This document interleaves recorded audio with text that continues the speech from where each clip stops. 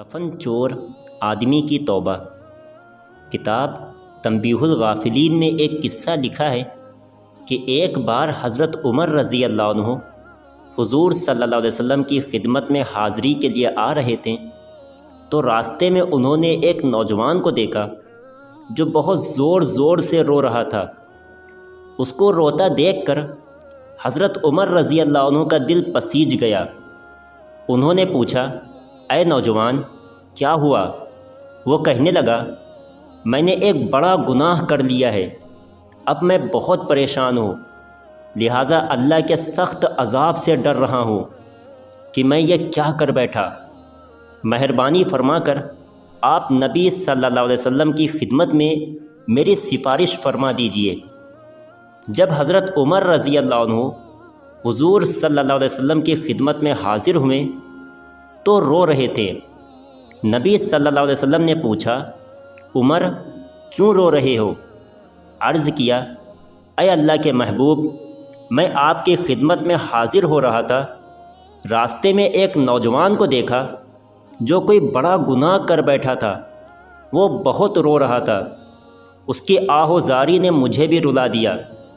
نبی صلی اللہ علیہ وسلم نے اس نوجوان کو اندر آنے کی اجازت عطا فرما دی تو وہ نوجوان آپ کی خدمت میں حاضر ہوا اور وہاں بھی رونا شروع کر دیا، یہاں تک کہ وہ پھوٹ پھوٹ کر رونے لگا۔ نبی صلی اللہ علیہ وسلم نے ارشاد فرمایا، اے نوجوان، کیا ہوا؟ اس نے کہا، اے اللہ کے نبی، میں بہت بڑا گناہ کر بیٹھا ہوں۔ حضور صلی اللہ علیہ وسلم نے پوچھا، کیا تیرا گناہ بڑا ہے یا اللہ کا عرش بڑا ہے؟ وہ کہنے لگا، اے اللہ کے نبی، میرا گناہ بڑا ہے۔ حضور صلی اللہ علیہ وسلم نے پوچھا، تیرا گناہ بڑا ہے یا اللہ کی کرسی بڑی ہے؟ وہ کہنے لگا، اے اللہ کے نبی، میرا گناہ بڑا ہے۔ حضور صلی اللہ علیہ وسلم نے پوچھا، کیا تو نے شرک کیا ہے؟ اس نے عرض کیا، اے اللہ کے نبی، میں نے شرک تو نہیں کیا۔ حضور صلی اللہ علیہ وسلم نے پوچھا، کیا تو نے اللہ کے کسی بندے کو قتل کر دیا ہے؟ اس نے عرض کیا، اے اللہ کے نبی، میں نے کسی بندے کو بھی قتل نہیں کیا ہے۔ حضور صلی اللہ علیہ وسلم نے پوچھا، تو پھر ایسا کون سا گناہ ہے کہ جس کو تو اتنا بڑا سمجھ رہا ہے؟ اس آدمی نے کہا، اے اللہ کے رسول، میرا گناہ بہت بڑا ہے، میں کئی سال سے کفن چوری کا کام کرتا تھا، مردوں کے کفن اتار کر بیچتا اور اپنی ضرورت پوری کرتا۔ کچھ دن پہلے انصار کی ایک نوجوان لڑکی دفن کی گئی، میں نے اپنی عادت کے مطابق رات کو جا کر اس کا کفن اتارا، اور جب کفن اتار کر جانے لگا تو شیطان مجھ پر غالب آ گیا اور اس نے میری شہوت کو ابھار دیا۔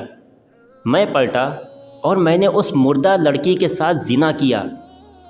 جب زنا کر کے اٹھنے لگا تو مجھے قبر کے اندر سے اس لڑکی کی آواز آنے لگی۔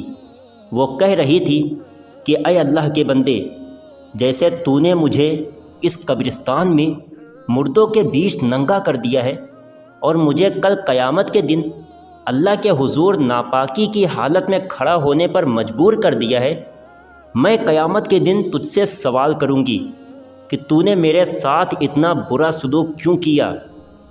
اے اللہ کے رسول، اس لڑکی کی آواز کی وجہ سے میرے دل پر ایسا ڈر بیٹھ گیا ہے کہ اب مجھے لگتا ہے کہ مجھ پر اللہ تعالیٰ کا کوئی غضب آنے والا ہے اور میں اللہ کی پکڑ میں ہوں۔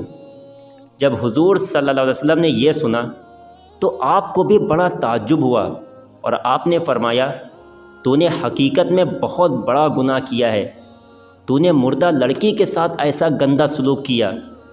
جب حضور صلی اللہ علیہ وسلم نے بھی فرما دیا کہ یہ ایک بڑا گناہ ہے تو وہ نوجوان اٹھا اور روتا ہوا باہر چلا گیا۔ اس نے سوچا کہ اس وقت اللہ کے رسول بھی مجھ سے ناراض ہیں، کہیں کوئی ایسی بات آپ صلی اللہ علیہ وسلم کی زبان سے نہ نکل جائے جو میری بربادی کا سبب بن جائے۔ جب وہ آدمی وہاں سے نکلا تو سیدھا پہاڑوں میں چلا گیا۔ وہ نوجوان 40 دنوں تک نمازیں پڑھتا رہا، سجدے کرتا رہا اور اللہ سے معافی مانگتا رہا۔ اس کے دل میں آگ لگی ہوئی تھی وہ رو رو کر اللہ سے معافی مانگ رہا تھا۔ وہ اللہ کے سامنے روتا اور کہتا، اے اللہ میرے مالک، میں آپ کے محبوب کے خدمت میں حاضر ہوا اور انہوں نے بھی فرما دیا کہ یہ تو بہت بڑا گناہ ہے۔ اے اللہ میں اب کہاں جاؤں، تیرے سوا میرا کوئی نہیں۔ جب اس نے 40 دن معافی مانگی اور اللہ تعالیٰ کو منایا تو حضور صلی اللہ علیہ وسلم کے پاس جبریل علیہ السلام تشریف لائے۔ جبریل علیہ السلام نے آپ صلی اللہ علیہ وسلم کی خدمت میں اللہ تعالیٰ کا سلام پیش کیا اور کہا کہ اے اللہ کے رسول، اللہ تعالیٰ نے پوچھا ہے کہ اے محبوب بتائیے کہ کیا تمام مخلوق کو آپ نے پیدا کیا ہے یا میں نے پیدا کیا ہے؟ نبی صلی اللہ علیہ وسلم نے ارشاد فرمایا، اللہ ہی نے مجھے اور ساری مخلوق کو بھی پیدا فرمایا ہے۔ پھر جبریل علیہ السلام نے عرض کیا، اللہ تعالیٰ نے پوچھا ہے کہ کیا مخلوق کو آپ رزق دیتے ہیں یا میں دیتا ہوں؟ نبی صلی اللہ علیہ وسلم نے ارشاد فرمایا، مجھے بھی اور ساری مخلوق کو بھی اللہ تعالیٰ ہی رزق عطا فرماتے ہیں۔ جب یہ باتیں ہو گئیں تو تیسری بات پوچھی گئی کہ اللہ تعالیٰ نے پوچھا ہے کہ لوگوں کے گناہوں کو میں معاف کرتا ہوں یا کوئی اور معاف کرتا ہے؟ نبی صلی اللہ علیہ وسلم نے ارشاد فرمایا، اللہ تعالیٰ ہی لوگوں کے گناہوں کو معاف کرتا ہے۔ حضور صلی اللہ علیہ وسلم نے جب یہ فرمایا تو جبریل علیہ السلام نے عرض کیا کہ اللہ تعالیٰ نے پیغام بھیجا ہے کہ اے محبوب، اس بندے نے میرے سامنے رو رو کر اتنی معافی مانگی ہے کہ میں نے اس بندے کو معاف کر دیا ہے۔ سبحان اللہ۔ پھر اللہ کے رسول صلی اللہ علیہ وسلم نے ایک صحابی کو بھیجا کہ اس نوجوان کے پاس جاؤ اور اس کو خوشخبری سنا دو کہ تیرے آنسو اللہ نے قبول فرما دیے ہیں، اور جبریل کے ہاتھوں یہ پیغام بھیجا ہے کہ اس بندے کو خوشخبری سنا دو کہ اللہ نے اسے معاف کر دیا ہے۔